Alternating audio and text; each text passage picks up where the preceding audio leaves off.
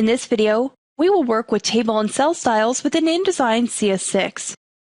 Just as we use text styles to format text and object styles to format objects, we can use table and cell styles to format tables. A table style is a collection of table formatting attributes, such as the table border and row and column strokes that can be applied in a single step. A cell style includes formatting such as cell inset, paragraph styles, and strokes and fills. When you edit a style, all tables or cells to which the style is applied are updated automatically. A big difference between text and object styles and table styles does exist, though. While all character styles attributes can be part of a paragraph style, cell style attributes are not part of a table style. So for example, you cannot use a table style to change the border color of interior cells. Instead, you have to create a cell style and include it in the table style. By default, each new document contains a basic table style that can be applied to tables you create and a none style that can be used to remove all cell styles that are currently applied to cells. You can edit the basic table style, but you can't rename or delete either basic table or none. When you create a table style, you can specify which cell styles are applied to different regions of the table: header and footer rows, left and right columns, and body rows. For example, for the header row, you can assign a cell style that applies a paragraph style, and for the left and right columns, you can assign different cell styles that apply shaded backgrounds. Cell styles do not necessarily include all of the formatting attributes of a selected cell. When you create a cell style, you can determine which attributes are included. That way, applying the cell style changes only the desired attributes, such as cell fill color, and it can ignore all the other ones. We can use the Table Styles panel to create and name table styles, and to apply the styles to existing tables or tables you create or import. You use the Cell Styles panel to create and name cell styles, and to apply the styles to table cells. Styles are saved within a document and appear in the panel each time you open that document. You can save table and cell styles in groups for easier management. When you position the insertion point in a cell or table, any style that is applied is highlighted in either of the panels. The name of any cell style that is applied through a table style appears in the lower left corner of the Cell Styles area. If you select a range of cells that contain multiple styles, no style is highlighted and the Cell Styles panel displays Mixed. So we'll begin by opening the Table Styles panel by selecting the window menu, selecting Styles, and then selecting Table Styles. You can change how styles are listed within the panel. From the menu, you could select Small Panel Rows to display a condensed version of the styles. You could also drag a style to a different position like we've done in previous panels. You can also drag styles into groups that you create. Finally, you can select from the menu Sort by Name in order to list the styles alphabetically. To define a new table or cell style based on the formatting of an existing table or cell, first, place the insertion point inside that cell. Next, you'll have to open the Table Style or Cell Styles panel, depending on whether we're defining the table or cell style. In this example, I'm going to define its cell style. So I'll select the window menu, select Styles, and select Cell Styles. If I were working with table styles, I would have chosen the Table Styles option like I did moments ago. Next, select the Cell Styles menu, and select New Cell Style. First, give the new cell style a name. In the Based On field, from the drop-down menu, select a style that the current style is based on if necessary.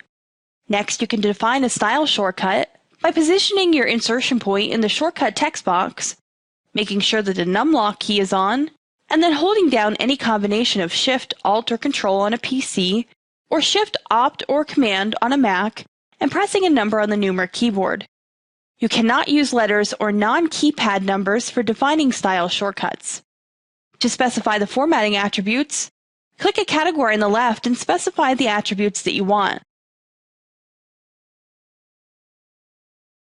For cell styles, options that don't have a setting specified are ignored in the style. If you do not want a setting to be part of a style, you could choose Ignore from the Settings menu. You could delete the contents of the field or click a checkbox until a small box appears in Windows or a hyphen appears in a Mac. Finally, if you'd like to create a new style group, you could click the Create a New Style Group icon at the bottom of the panel. You can import table and cell styles from other InDesign documents into the active document. During an import, you can determine which styles are loaded and what should occur if a loaded style has the same name as the style in the current document. To import, select the Cell Style panel menu, and then select Load Cell Styles. Locate the InDesign document with the desired cell style. Then, double-click on the InDesign document. In the Load Styles dialog box, make sure that a check mark appears next to the styles that you want to import. If any existing style has the same name as one of the imported styles, choose one of the following options under Conflict with the existing style and click OK. Notice now that a new cell style called Import Style has been added to our panel. Next, we'll go ahead and review how to apply table and cell styles within our document. It is important to keep in mind that unlike paragraph and character styles, table and cell styles do not share attributes, so applying a table style does not override cell formatting, and applying a cell style does not override table formatting.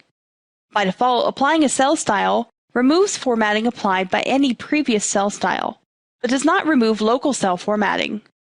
Similarly, applying a table style removes formatting applied by any previous table style, but does not remove overrides made using the Table Options dialog box. In the Styles panel, a plus sign will appear next to the current cell or table style if the selected table or cell style has additional formatting that isn't part of the applied style. Such additional formatting is called an override. To apply a cell style, select the cell that you'd like to apply the style to. Just to demonstrate, I'll just select some of the cells within our table.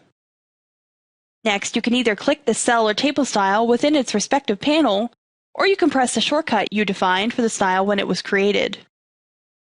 Notice now that the dramatic import style that we imported moments ago has now been applied to these cells. It doesn't really match the look of what we're going for within our document, but it's really just for demonstration. It's important to keep in mind that one of the advantages of using styles is that when you change the definition of a style, all of the tables or cells formatted with that style will change to match the new style definition. If you recall from previous chapters, this holds true for character, paragraph, and object styles as well.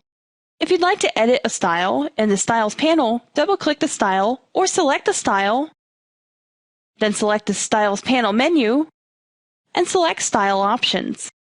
Then you would adjust your settings in the dialog box. When finished, click the OK button.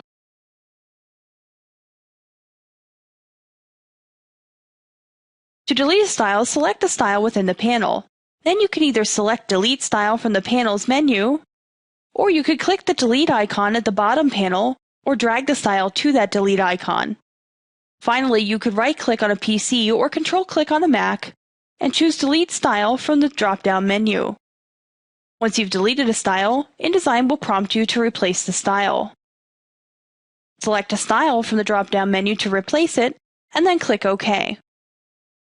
If you'd like to override settings of a style after it has been applied, you can redefine the style to retain the new formatting. First, you would place your insertion point into the table or the specific cell that is formatted with the style to be redefined. Then make the necessary changes to the table or cell style. Finally, choose Redefine Style from the panel menu. If you'd like to clear attributes not defined by a cell style, select the Cell Styles panel menu, and then select Clear Attributes Not Defined by Style if available. Finally, you can break the link between tables or cells in a style that is applied to them. Keep in mind, when you break the link between tables or cells and the style that's applied to them, the tables or cells retain their current formatting. However, future changes to the style won't affect them. Select the cells to which the style has been applied. Then, choose Break Link to Style from the Styles panel menu. This concludes our tutorial on working with table and cell styles within InDesign CS6. Table and cell styles are just like character, paragraph, and object styles that were previously discussed. Creating and applying styles can help you save time and keep the formatting of your tables and cells consistent, so be sure to take advantage of them.